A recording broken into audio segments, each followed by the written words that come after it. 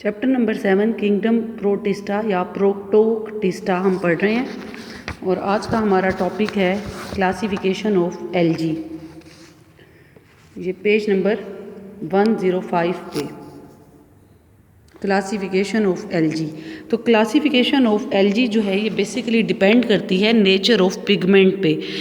जैसा हमने पिछले लेक्चर में पढ़ा था कि एल्गी के अंदर डिफरेंट काइंड्स ऑफ पिगमेंट मौजूद होते हैं, जिसकी वजह से क्लासिफिकेशन जो है वो करने का एक बेसिक क्राइटेरिया जो है एल्गी का ये है कि वो बेस करती है पिगमेंट के ऊपर।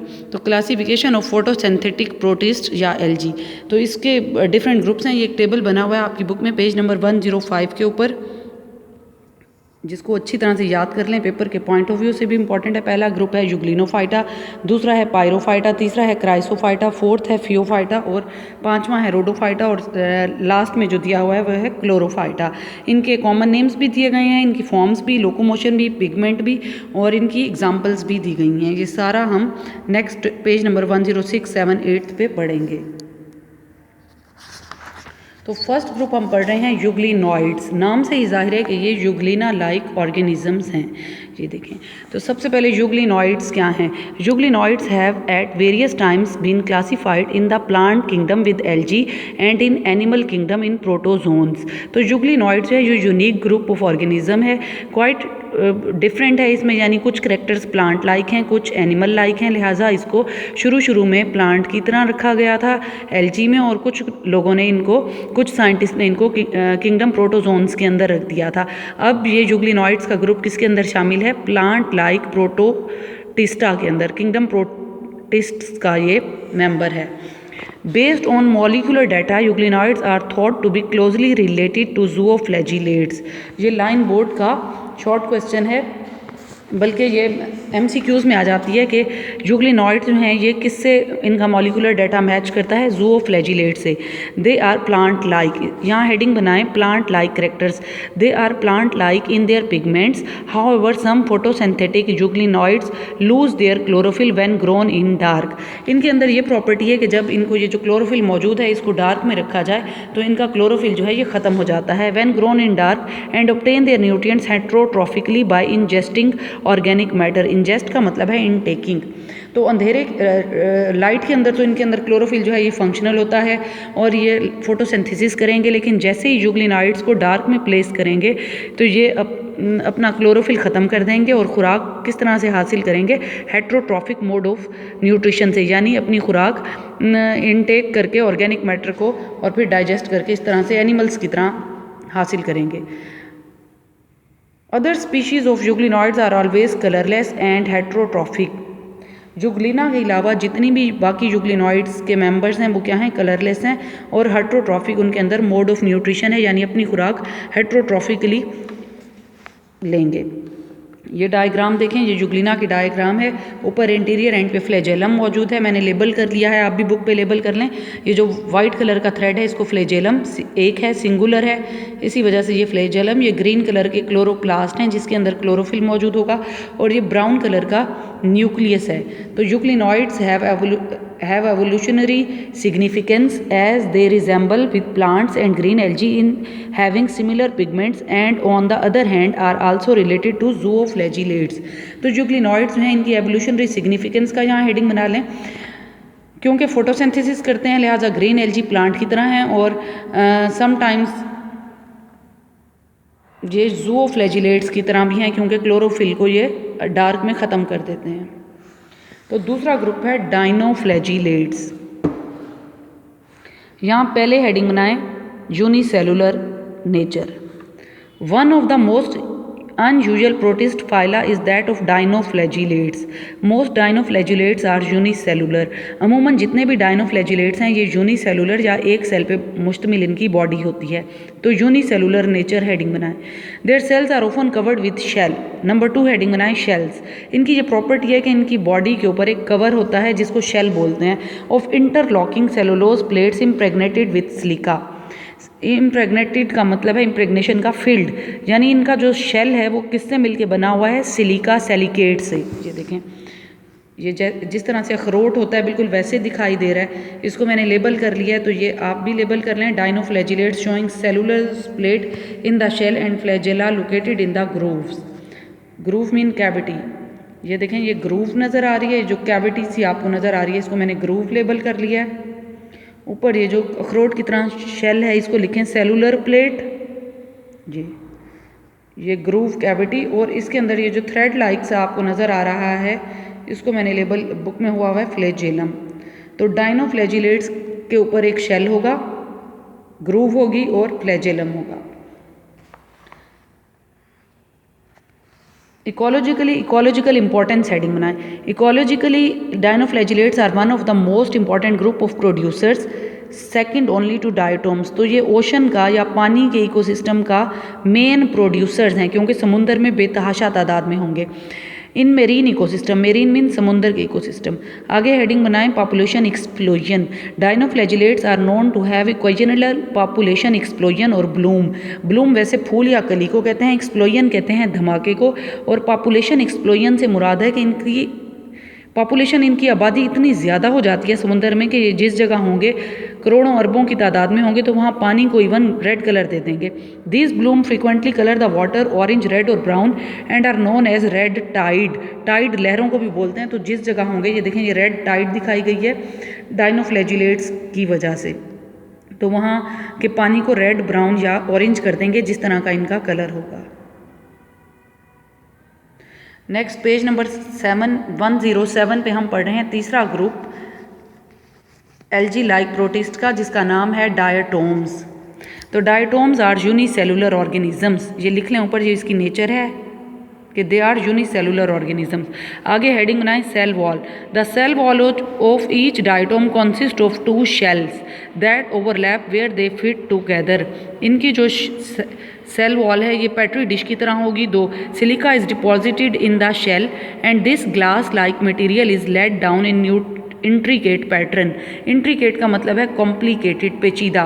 तो इनकी सेल वॉल में एक तो ये कि सिलिका होगा, ये देखें जैसे मैंने डायग्राम बनाई है, जैसे पेट्री डिश होती है लैब में आपने देखी होगी, ऊपर वाली बड़ी और नीचे वाली छोटी। ये देखें, तो ऊपर वाली को एपिथिका कहेंगे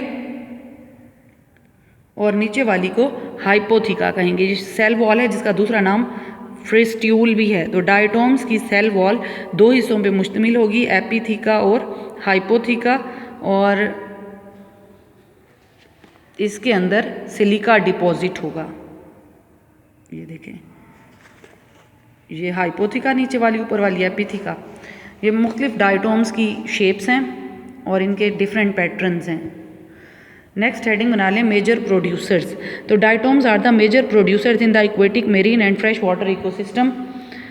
because of their extremely large number, diatoms are very important in aquatic food chain. तो इक्वेटिक फूड चेन का ये बहुत इंपॉर्टेंट प्रोड्यूसर्स हैं, फोटोसिंथेसिस की इनके अंदर एबिलिटी है। थर्ड जो फोर्थ ग्रुप है, इसका नाम है ब्राउन एल्जी। तो ब्राउन एल्जी में सबसे पहले हेडिंग बनेगा size. Brown algae include the Giants of the protist kingdom. Giant कहते हैं देवकामत, जो बहुत बड़ी होती है साइज में। All brown algae are multi cellular and range from a few centimetres to approximately 75 metres in length. इनकी लेंथ यानी इतनी बड़ी होगी कि ये फ्यू सेंटीमीटर से लेकर 75 मीटर्स तक समुंदर में होंगी। ये उससे पहले मैं आपको दिखा रही थी डायटोम्स की सेल वॉल। ये देखें, ये एपिथिका और हाइपोथिका आप देख रहे हैं। इसका सेल वॉल का दूसरा नाम फ्रिस्ट्यूल था। तो हम पढ़ रहे थे ब्राउन एल्जी। साइज हो गया पहला हेडिंग। देन आप हेडिंग बना लें largest brown algae called the kelps. Kelps का हेडिंग बनेगा। कैल्प्स क्या होते हैं? जो लार्जेस्ट ब्राउन एल्जी है उसका नाम है कैल्प। ये देखें, इसकी स्ट्रक्चर में 3 मेन पार्ट्स होते हैं। सबसे पहले लीफ लाइक ब्लेड होता है, ये पत्ते की तरह लीफ लाइक ब्लेड। उसके बाद ये तने की तरह स्टाइप है, स्टेम लाइक, और जो रूट लाइक इनके अंदर होल्ड फास्ट है। इसको लेबल कर लें। जहाँ ब्लेड लिखा हुआ है वहाँ लीफ लाइक कर लें, जहाँ स्टाइप लिखा हुआ है बुक में उसको स्टेम लाइक कर लें, और होल्ड फास्ट को रूट लाइक कर लें। तो ये ब्राउन एल्जी की डायग्राम है। नेक्स्ट हेडिंग बनाएं structure. They possess leaf like blade, stem like stipe and root like anchoring hold fast. Anchoring mean hold किए रखना, गाढ़े रखना। तो 3 हेडिंग्स बनेंगे। Hold fast number 1, number 2 stipe, number 3 blade. Hold fast root like है, stem like stipe है और leaf पत्ते की तरह ब्लेड है। आगे हेडिंग बनेगा हैबिटेट। हैबिटेट मीन रहने की जगह। Brown algae are common in cooler marine water. समुंदर के पानी में ज़्यादा होती है जहाँ ठंडा पानी होता है, specially along rocky coast line in the intertidal zone. Coast line का मतलब है साहिली पट्टी, साहिल कहते हैं समुंदर के साथ वाले इलाके को, और इंटरटाइडल जोन मध्योजदर जहाँ टाइड्स या लहरें चढ़ती और घटती हैं, यानी लहरों का उतारो चढ़ाव। तो ठंडे समुंदर के पानी में ये ब्राउन एल्जी ज़्यादा ग्रो करती है, जी इसकी एक इम्पॉर्टेंट प्रॉपर्टी है। अगला जो ग्रुप है वो है रेड एल्जी। रेड एल्जी ये आपकी बुक में पॉलीसाइफोनिया एग्जाम्पल दी हुई है, ये पेपर में अक्सर आ जाती है। तो सबसे पहले हेडिंग बनेगा multi cellular body. Red algae की ये प्रॉपर्टी है कि इसकी प्लांट बॉडी जो है ये मल्टी सेलुलर होगी, एक से ज़्यादा सेल पे मुश्तमिल होगी। The multi cellular body forms of red algae is commonly composed of complex interwoven filaments. Interwoven mean आपस में जुड़े हुए फिलामेंट से मिलके बनी होती है इसकी plant body. That are delicate, जो डेलिकेट नाजुक होगी, एंड फैदरी फैदर लाइक पर की तरह। A few red algae are flattened sheets of cell. Most multicellular red algae attached to rocks or other substances by a basal hold fast। Hold fast कहते हैं ऐसे organ को जो किसी भी एल्जी को या किसी भी चीज़ को अटैच होने में, सबस्ट्रेटम या सतह पे अटैच होने में मदद देता है। Some red algae incorporate calcium carbonate in their cell wall. यहाँ होल्ड फास्ट का हेडिंग बनेगा नंबर 2। पहला heading multi cellular plant body का, दूसरा होल्ड फास्ट का, तीसरा आप बनाएं सेल वॉल। इनकी सेल वॉल के अंदर रेड एल्जी के इनकॉर्पोरेट का मतलब है ऐड होना, शामिल होना। क्या चीज़ शामिल होती है? कैल्शियम कार्बोनेट इनकी सेल वॉल में होगा। In their cell wall from the ocean and take part in building coral reefs along with coral animals. तो रेड एल्जी कोरल रीफ्स बनाने में, जिनके ऊपर कोरल एनिमल्स भी रहेंगे, बनाने में अहम काम सर अंजाम देती है। नेक्स्ट ग्रुप है 6 ग्रीन एल्जी, जो कि बहुत इंपॉर्टेंट ग्रुप है। और सबसे पहले यहाँ हेडिंग बनाएं similarity between green algae and plants. Plants के अंदर और ग्रीन एल्जी के अंदर कुछ सिमिलैरिटीज़ हैं, वो क्या हैं? Green algae always have pigments, energy reserve products and cell wall that are identical to those of plants. यानी प्लांट्स और ग्रीन एल्जी में कितनी सिमिलैरिटीज़ हो गई? नंबर 1 पिगमेंट, इनका पिगमेंट सेम है। Number 2 reserve food material, starch की form में होगा, जो कि ये सेम है। और नंबर 3 सेल वॉल। आपको पता है कि प्लांट्स की सेल वॉल के अंदर सेलुलोज होता है, इसी तरह से ग्रीन एल्जी की सेल वॉल में भी सेलुलोज होगा। That are identical to those of plants. तो प्लांट्स में और ग्रीन एल्जी में ये सिमिलैरिटीज, आइडेंटिकल का मतलब है सिमिलर होंगे। आगे हेडिंग बना लें pigment. Green algae are photosynthetic with chlorophyll A, chlorophyll B and carotenoids present in the chloroplast. जिस तरह से पौधों के अंदर क्लोरोप्लास्ट ऑर्गेनिली है, इसके अंदर क्लोरोफिल पिगमेंट मौजूद होता है, इसी तरह से ग्रीन एल्जी के अंदर भी क्लोरोप्लास्ट भी मौजूद है और क्लोरोफिल ए भी। तो इनकी पिगमेंट जो है ये सिमिलर हो गया। नेक्स्ट हेडिंग बनेगा रिजर्व फूड मटेरियल। 5वीं लाइन आप बुक की पढ़ रहे हैं, पेज नंबर 108 की। Their major energy reserves are stored as starch. तो ये बोर्ड का MCQ टाइप है कि जो रिजर्व फूड मटेरियल है वो स्टार्च है, पौधों में भी और ग्रीन एल्जी में भी, ये भी सिमिलरिटी हो गई। नेक्स्ट है सेल वॉल का heading. Most green algae possess cell wall with cellulose. ये भी सिमिलरिटी हो गई, प्लांट सेल वॉल और ग्रीन एल्जी की सेल वॉल में सेलुलोज होगा। Because of these and other similarities it is generally accepted that plants arose from ancestral green algae। यहाँ heading बनाएं origin of plants from green algae। तो जब origin of plant की बात की जाए, ख्याल ये किया जाता है कि ग्रीन एल्जी से ही पौधों का ओरिजिन हुआ है। जो इंसेस्टर या इबाऊ अजदाद हैं पौधों के, वो क्या हैं? वो ग्रीन एल्जी है। क्यों? क्योंकि ग्रीन एल्जी और प्लांट्स में बहुत ज़्यादा सिमिलरिटी है। Evidence from RNA sequencing also indicate that green algae and plants form a monophyletic lineage. Mono mean one, lineage mean यानी इनकी जो एवोल्यूशनरी पॉइंट ऑफ व्यू से देखें तो they share a single ancestor. Single common ancestor, इनका जो for father हैं या इबाविजदाद हैं तो पौधों के और ग्रीन एल्जी के सिमिलर ही एवोल्यूशन के पॉइंट ऑफ व्यू से लग रहे हैं। यही वजह है कि इनके पिगमेंट, सेल वॉल और एनर्जी रिजर्व फूड जो प्रोडक्ट है वो सिमिलर है। ये कुछ ग्रीन एल्जी आपकी बुक में दिखाई गई है। यूनिसेलुलर क्लेमेडोमोनास ए में, बी में डेस्मिड्स दिखाए गए हैं, ये भी ग्रीन एल्जी की टाइप है। सी में कॉलोनियल वॉल्वक्स दिखाए गए हैं।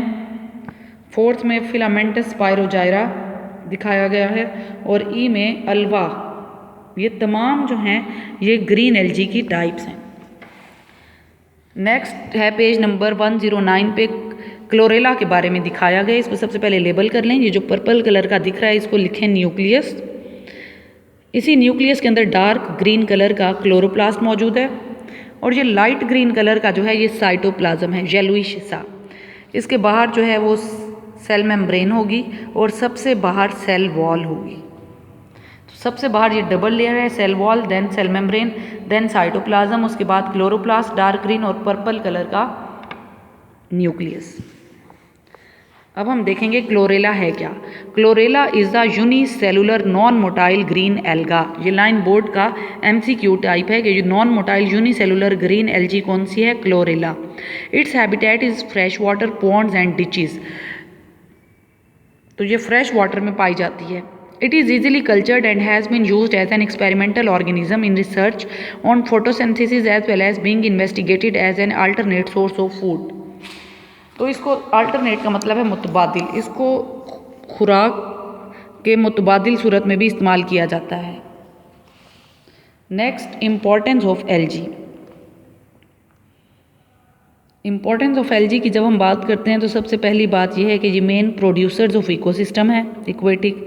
दूसरा ये कि सम एल्जी जो है ये एडिबल है, यानी खाई जाती है, एज अ फूड यूज़ होती है। Algae have great economic and environmental importance for us. Some algae such as kelps are edible. यहाँ नंबर 1 हेडिंग बना लें, एडिबल एल्जी या used as source of food and may be used to overcome shortage of food. Edible algae या source of food. दूसरा, source of algin, agar, carrageenan and antiseptics. Marine algae are also source of many useful substances like algin, agar, carrageenan and antiseptics. ये तमाम products जो हैं ये algae से extract किए जाते हैं, निकाली जाते हैं। Number 3, producers of aquatic ecosystem. Algae are major producers of aquatic ecosystem. Thus, they play a basic role in food chain, providing food and oxygen to other organisms. Last group हम पढ़ रहे हैं फंगस लाइक प्रोटिस्ट्स, यानी ये belong तो organisms kingdom protista को करेंगे लेकिन ये फंजाई की तरह हैं। तो सबसे पहले हेडिंग बनेगा resemblances between fungus like protist and fungi. हम यहाँ देखेंगे कि फंगस लाइक प्रोटिस्ट और फंजाई में क्या रिजेम्बलेंसेस हैं। Some protist superficially resemble fungi in that they are not photosynthetic. तो पहली सिमिलैरिटी क्या हुई कि they are non photosynthetic, they are not photosynthetic. Fungi भी फोटोसिंथेसिस नहीं करती और फंगस लाइक प्रोटिस्ट भी फोटोसिंथेसिस नहीं करते। और नंबर दूसरी प्रॉपर्टी है कि some have bodies formed of thread like structure called hyphae. Fungus की प्लांट बॉडी भी थ्रेड लाइक स्ट्रक्चर हाइफी से मिलकर बनती है और फंगस लाइक प्रोटिस्ट के अंदर भी प्लांट बॉडी हाइफी है।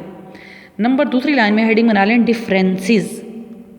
पहले हमने पढ़े रिजेम्बलेंसेस जो कि 2 थे कि बोथ आर नॉन फोटोसिंथेटिक और in both fungus and fungus like protist plant body is made up of hyphae.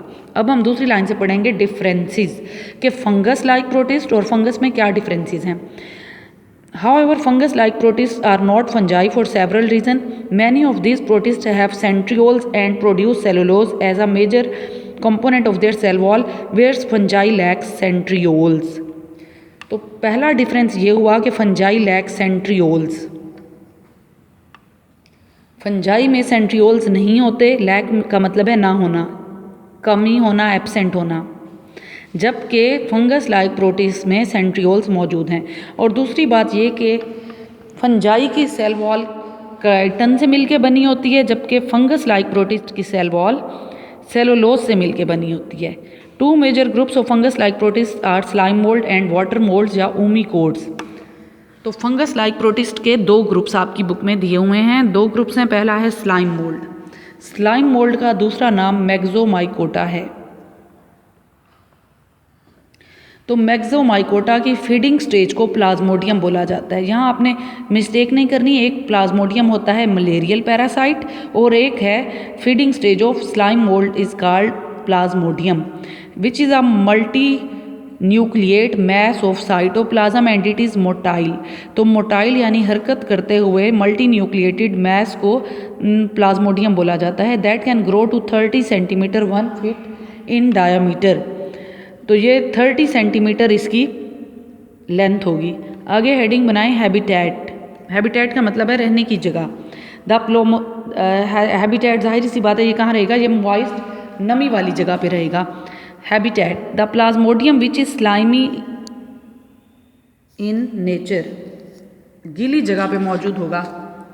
In appearance stream over damp decaying logs and leaf litre.